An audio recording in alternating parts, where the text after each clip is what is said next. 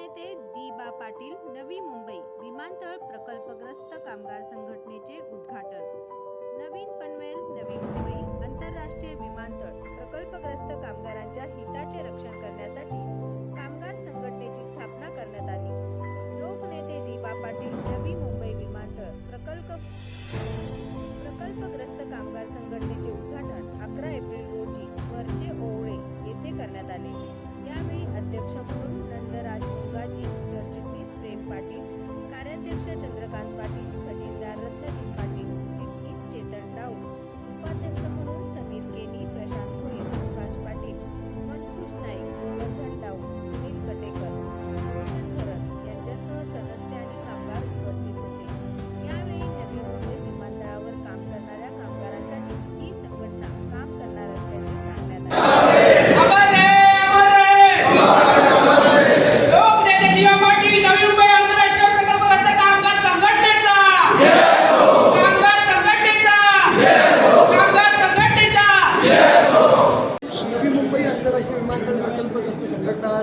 आपण तिथे स्थापना झालेली आहे।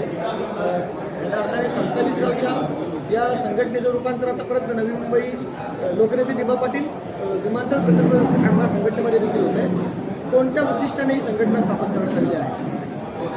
खरोखरच लोकनेते दी.बा. पाटील नवी मुंबई विमानतळ प्रकल्पग्रस्त कामगार संघटना ही स्थापन केली म्हणजे इथल्या स्थानिक भूमिपुत्राला न्याय मिळवण्यासाठी।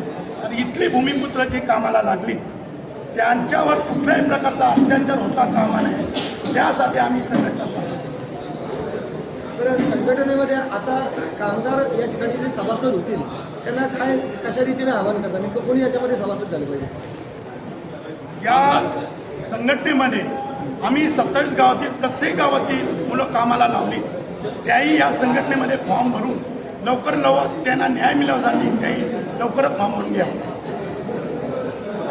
संघटना अर्थातच लोकनेते दी.बा. पाटील यांच्या नावाने सुरू होतं आणि त्याच्या अध्यक्षपद पुन्हा एकदा नंदलालजी मुंगाजी यांच्याकडे तुम्ही दिलेलं आहे, त्याच्या मागचं नेमकं कारण काय लागलं? पहिली आपण संघटनेचं नाव होता संघटनेचं अजून आहे सामाजिक संघटना लोकनेते दी.बा. पाटील 27 गाव। त्याच्यानंतर आता कामगार संघटना स्थापन केली कारण नवी मुंबई आंतरराष्ट्रीय विमानतळाला अजूनही नाव दिलेलं नाही आहे केंद्र शासनाने। तर सुरुवात आम्ही करत आहोत संघटनेचं नाव, त्याच्यासाठी आम्ही लोकनेते दी.बा. पाटील नवी मुंबई प्रकल्पग्रस्त कामगार संघटना असं नाव दिलेलं आहे। अध्यक्ष नंदराज शेट्टी यांना ठेवण्याचं हे कारण म्हणजे जेव्हा प्रथमतः सामाजिक संघटना स्थापन केली अध्यक्ष नंदराज शेट्टीच होते आणि पूर्ण कार्य त्यांनी प्रामाणिकपणे पार पडलेलं, सगळ्यांचा विश्वासाच्या जोरावर त्यांना पुन्हा एक अध्यक्ष स्थापना देण्यात आलेली आहे।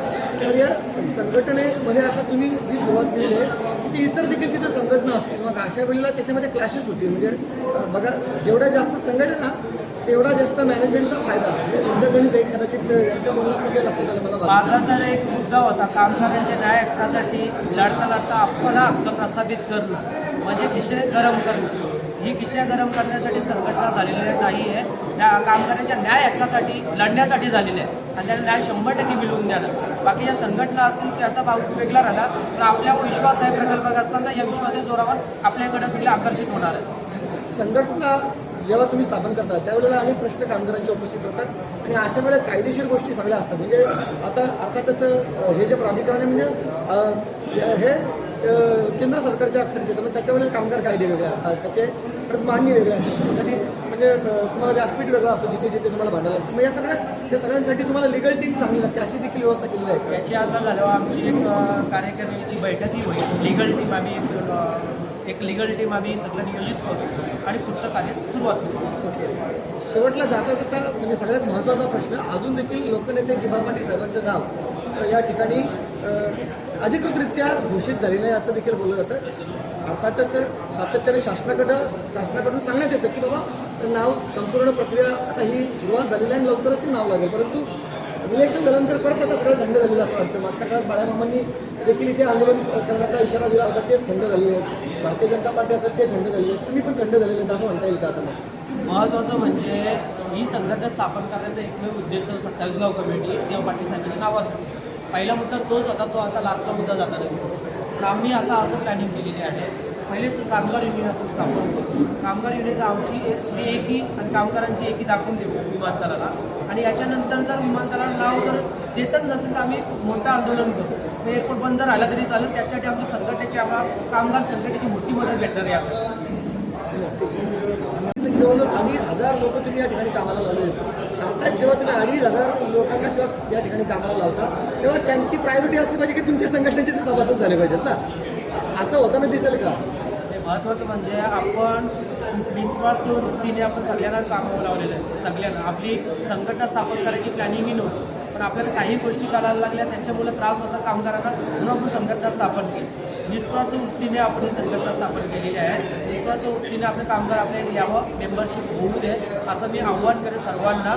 आणि तुमच्या हक्कासाठी आम्ही लढणार. त्याच्यासाठी आपण नवी मुंबई आंतरिक विमानतळ कामगारांच्या न्याय हक्कासाठी लढणारी एकमेव संघटना ही मी जाहीर करेन. अजून एक छोटा महत्त्वाचा प्रश्न मागेच म्हणजे नंदराज जे बोलले त्याच्यामध्ये, जेव्हा तुम्ही कामाला लावली मुलांना या ठिकाणी तुम्हाला तिथे दिसलं की काही लोकांना 11 महिन्याचा करार आहे, काही लोकांना 2.5 वर्षाचा किंवा 2 वर्षाचा करार आहे आणि खरोखरच त्यामुळेच पुढे संघर्ष होणार आहे. तुम्हाला माहिती आहे कामगार कायदे किती कडक आहेत. ज्यावेळी 11 महिन्याचा करार असतो त्यावेळी त्यांना कामावरून कमी करण्याचा अधिकार त्यांना संपूर्ण असतो. 2 वर्षाचा करार असतो त्यावेळी त्यांना कामावरून कमी करण्याचा त्यांना अधिकार असतो. त्यावेळी कितीही संघटना म्हणून तुम्ही त्याला कायदेशीर सामोरे जात असतात त्यावेळेला खूप अडचणी येऊ शकतात. मग अशा वेळी काही पर्याय आहे का तुम्हाला त्या कामगारांना कायमस्वरूपी तिथे कामाला लावलं पाहिजे? प्रस्तावनेमध्येच मी आधी सांगितलेलं कारण हाच होता संघटना स्थापन करण्याचा. 11 महिन्याचा करार आहे, काही कंपन्या 3 वर्षाचा करार आहे, 2 वर्षाचा करार आहे. या करार रद्द करून आपले परमनंट कसे कामगार होतील याच्यासाठी हे आपली एकीचं बल दाखवत आहे.